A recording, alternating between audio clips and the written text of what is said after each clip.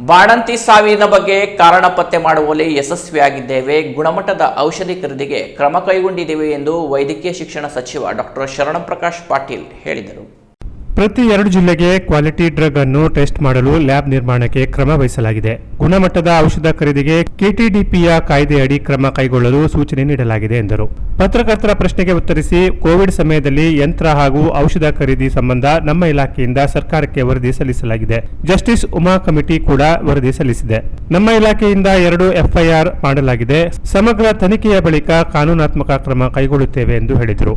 Cancer ಸಂಖ್ಯೆ ಎಲ್ಲಾ ಕಡೆ ಅಧಿಕವಾಗುತ್ತಿದೆ. ಮೈಸೂರು, ತುಮಕೂರು, ಕಲಬುರಗಿಯಲ್ಲೂ ಕೂಡ ಆಸ್ಪತ್ರೆ ಮಾಡಲಾಗುತ್ತಿದೆ.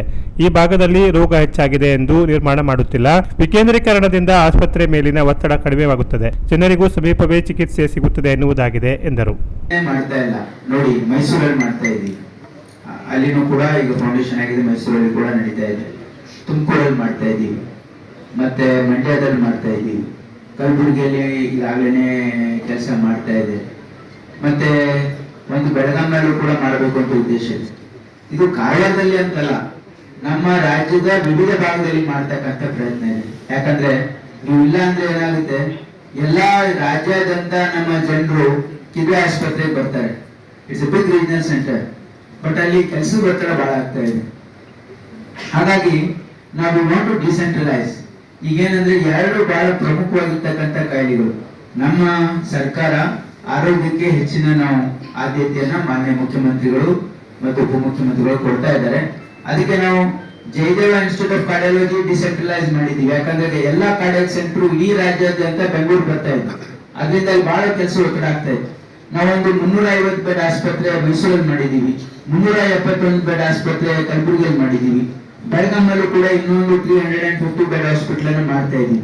ಹಾಗಾಗಿ we want to decentralise facilities so that people will not come to Bangalore for all the treatment. ಹಾಗಾಗಿ ಅದು ಡಿಸೆಂಟ್ರಲೈಸ್ ಮಾಡೋದಕ್ಕೆ we are establishing cancer centers across the state and super specialty also. In similarly ನಾವು ಹಿಂದೆ ಮಂತ್ರಿ ಆಗಿದ್ದಾಗಲೂ ಕೂಡ ನಾನು ಇದೇ ನನ್ನ ಸಂಕಲ್ಪ ಏನಿದೆ ಅಂದ್ರೆ ಎಲ್ಲಾ ಕಡೆ ಸೂಪರ್ ಸ್ಪೆಷಾಲಿಟಿ ಆಸ್ಪತ್ರೆ ಆಗಬೇಕು ಸರ್ಕಾರ ಮಾಡಿದ್ರೆ. ಯಾಕಂದ್ರೆ ಈ ರಾಜ್ಯದ ಬಡವರಿಗೆ ನಾವು ಗುಣಮಟ್ಟದ ಚಿಕಿತ್ಸೆ ಉಚಿತವಾಗಿ ಕೊಡಬೇಕು ಅಂತಕ್ಕಂಥ ಒಂದು ಸದುದ್ದೇಶದಿಂದ ಇದನ್ನ ನಾವು ಮಾಡಿದ್ವಿ. ಈಗ ಅವಾಗೆ ನಾವು ಹಾಕಿದ ಫೌಂಡೇಶನ್, ಯಾಕಂದ್ರೆ ಕಳೆದ 5 ವರ್ಷದ ಗವರ್ಮೆಂಟ್ ಫಂಕ್ಷನಿಂಗ್ ಬಗ್ಗೆ ಡೋಂಟ್ ವಾಂಟ್ ಟು ಕಮೆಂಟ್ ನಾವು.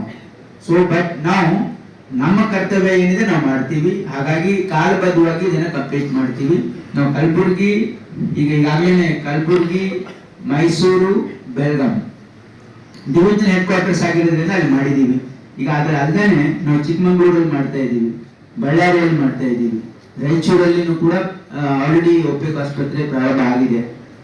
ಹಾಗಾಗಿ ಇವತ್ತು ನಮ್ಮ ಗುರಿ ಏನಂತಂದ್ರೆ ಈ ರಾಜ್ಯದ ಜನರಿಗೆ ನಾವು ವಿ ವಾಂಟ್ ಟು ಗಿವ್, ಅಂದ್ರೆ ಯಾವುದೇ ಒಂದು ಜಿಲ್ಲೆ ಹೋದ್ರೆ, ಯಾವುದೇ ಒಂದು ಭಾಗಕ್ಕೆ ಹೋದ್ರು ಕೂಡ ಅಲ್ಲಿ ಸರ್ಕಾರ ಮಟ್ಟದಲ್ಲಿ ಚಿಕಿತ್ಸೆ ಇರ್ಬೇಕು. ಯಾಕಂದ್ರೆ ನಿಮ್ಗೆ ಗೊತ್ತಿದೆ, ನೀವು ಪ್ರೈವೇಟ್ ಆಸ್ಪತ್ರೆ, ಮಣಿಪಾಲ್ ಆಸ್ಪತ್ರೆಗೆ ಹೋದ್ರೆ ಪ್ರೈವೇಟ್ ಆಸ್ಪತ್ರೆ. Canara plus news, Karwar.